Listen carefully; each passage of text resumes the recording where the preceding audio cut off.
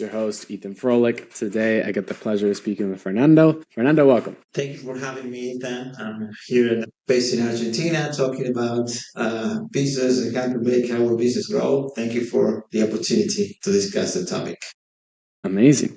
Can you tell us a little about who you are and what you guys do? Sure.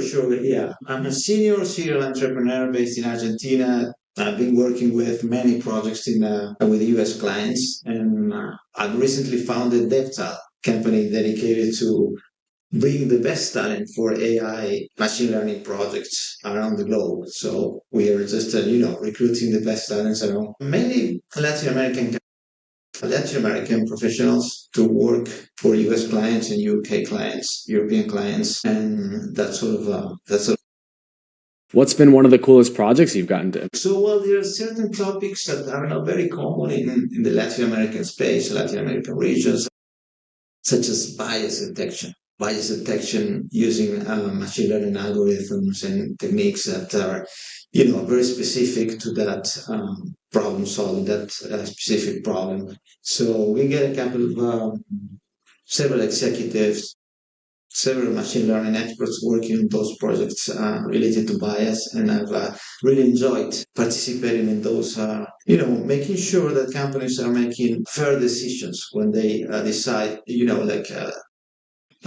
credit or whatever they're deciding by using a machine learning algorithm that needs to be fair. And that's something that I found really challenging and interesting while working with my experts who are mainly freelancers associated with DevTal. Right? Okay, very cool.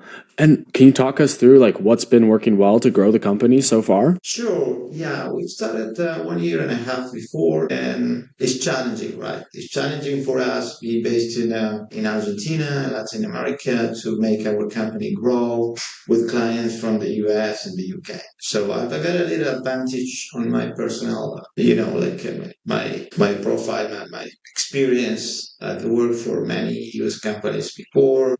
I get the lack of expanding a local company by I think 2003, 2004, took the company from the ground and get it to 3,000 employees from here, working with US clients. So I got some experience on selling services from Latin America to the US.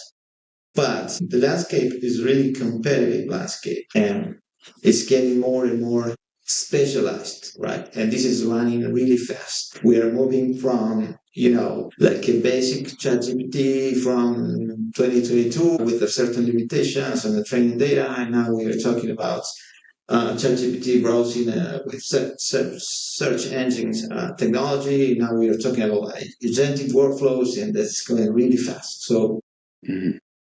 we need to cope with that, the talent, but also with the selling pitch and the selling strategy and how we approach our prospect clients. And we demonstrate that we are there, that we are get the talent to manage this, highly demanding and fast growing market in tech.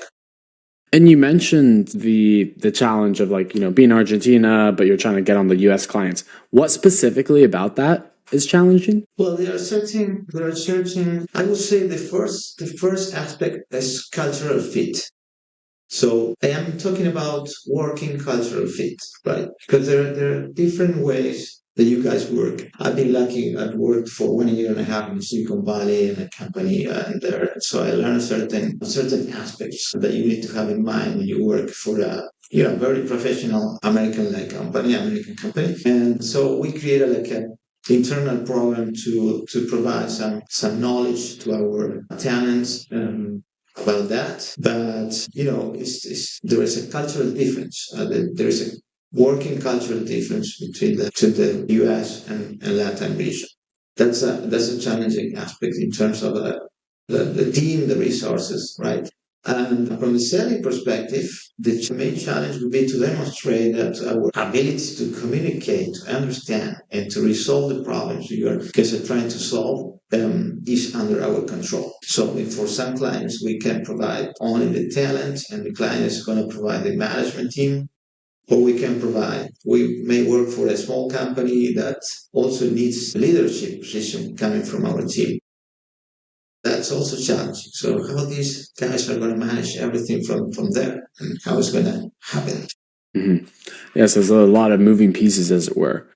And what's, I guess, like what's currently your biggest frustration at the moment that you're trying to fix? Biggest frustration. I don't think we have a really big frustration. We are so excited about the development of business development, but probably you would say that reaching the investment here in the Latin American markets is challenging, and we are not frustrated about that. We're working on that, but there are certain things that takes longer than in the US. So I'm sure if my company would have been located in the US, I would have already got the money I need to speed up the business, right? So that's it's not a frustration, as I said. It's just like a different situation and investment culture for the different regions. Yeah.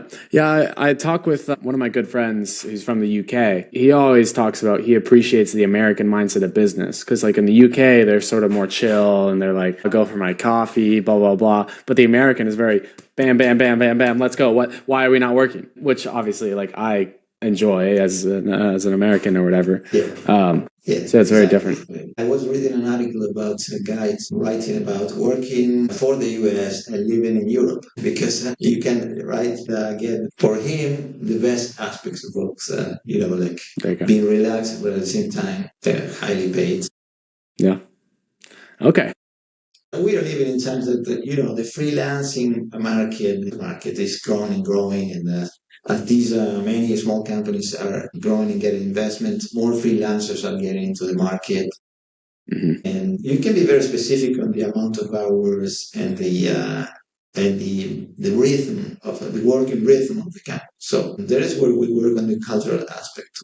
Define exactly how many hours you're going to be working, and you need to work really focused on delivering results. And what are y'all's big goals for 2025 as a company? Well, one of the big goals is to position ourselves as an agent developers, AI agent developers, and AI agent support the growing.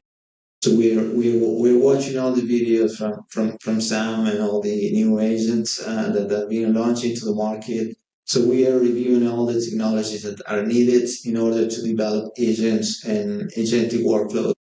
And we are making sure that we count on the necessary talent coming from our Latin American universities and Latin American markets. So we are aggressively targeting conversations with specialists in data science and machine learning. So that's our biggest challenge right now. So position ourselves as AI agent developers and AI agent freelance specialists. For sure. And then you have to make sure that you're differentiating and staying out from the noise and not just another AI whatever. And I guess Exactly. what do you think, like, what new marketing initiatives are you going to be doing in order to make sure that you are seen as that agentic company? Yeah, so we're targeting we're finalizing our 2025 marketing plan, so it's going to be 2025, 2026. But we need to partner with companies that help us to better understand the use market in terms of technology, in terms of demand, in terms of talent demand, in cultural talent, and also from the investor perspective. So let's say we got a new company, the new from Seattle, from Chicago. So those guys are targeting investment, they get the investment, and so they need to be really efficient in terms of putting together the investment to producing results. But we need to understand which are the true demands in terms of productivity, in terms of technology. And so we think that we may target a partnership with a company